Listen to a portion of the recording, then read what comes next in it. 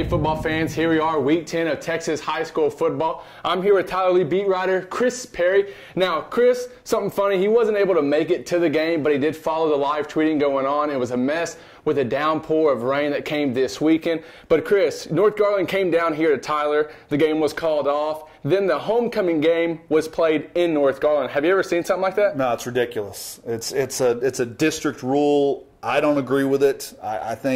I understand that if you're North Garland, you do not want to come back down to Tyler again, which is, come on, that's not that far for the next day. But to make a team for their homecoming game have to go and play it away, I think is just ridiculous. But that's what Lee had to do, and they were able to go and take care of business on Saturday afternoon. Now, of course, you followed the game as it was happening. What are some things that kind of stuck out to you against Tyler Lee playing North Garland? Well, I talked to Travis, who helped me out and covered the game for me, and he said it just seemed like a game where neither team wanted to be out there. Right? They were out there on Saturday afternoon. There was no one in the stands. There was no band, no cheerleaders, no atmosphere. It was almost like a glorified practice. But the play itself, I mean, Lee obviously came out flat, just like you would expect them to come out flat. They were all geared up to play on Friday night and couldn't play, and they had to wait till Saturday. But good teams find ways to win, and Lee did. Lee found ways to get in front of North Garland, and then they pulled away late. Now, for people that didn't get to follow you and see what happened on Friday night, give us a little recap of the game being postponed and then being canceled.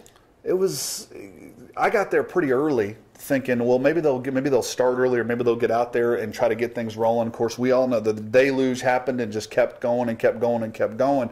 There was a time when they thought, well, maybe we could kick it off at 8:30. Then they thought, okay, well, maybe we'll kick it off at 9:30. But they set a deadline at 8:30. If there's any lightning strikes after 8:30, then that was it. And I think lightning struck at 8:35. So once that happened, the kids never even came out of the locker room. They just sent everybody home, and then you knew it was going to be taking place the next day. Now, Tyler Lee plays Rockwall this week there, of course. Let's head to the Tyler Lee Coach's Corner and hear what Coach Daryl Piskey has to say about the Rockwall Yellow Jackets. Well, they're good. You know, Monday's practice, probably best practice we had all year, and attitudes were good, and they worked hard and understand the challenges in front of them. You know, Rockwall's been rolling pretty good through district. I don't think they've had a close game yet, really.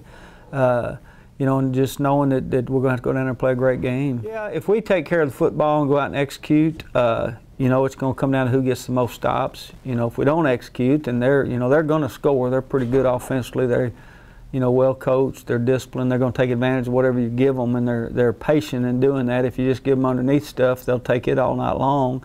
And so, you know, you're going to have to come up and tackle well and make some stops. But they're really like a machine on offense, watching them on film and stuff like that. Defensively, they're the same way. They play good technique. They don't get out of position. They tackle well. So it's going to be a big challenge.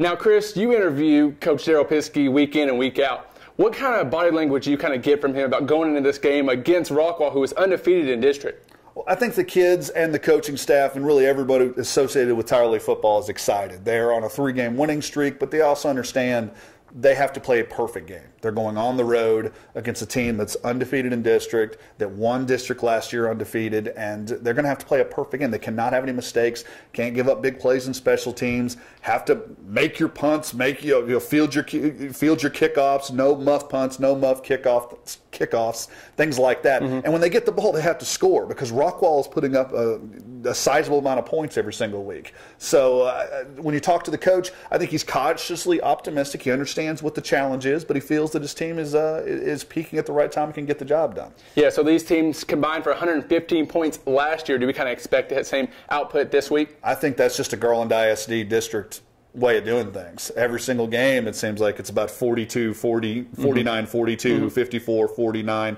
and it comes down to a couple stops. And I think that's what's probably going to take place this week. Lee has had really good success offensively at Rockwall, but they've also given up some ridiculous plays. Like a couple years ago, right before halftime, the quarterback just decides on 4th and a mile from the 50-yard line to just run this ridiculous quarterback sneak, and he scores. It made on ESPN top 10 plays because he just weaved in and out of Lee's players who almost couldn't believe what they were seeing all the way into the end zone. And that kind of helped propel Rockwall to win the game. So I do think points are going to be scored. Every time these two teams get together, there's quite a few points. It should be good for the fans. And if you're a Tyler Lee fan, you just want to come away with a victory. Another big thing that a lot of people are asking about, how is Zach Hall looking after coming back from that injury?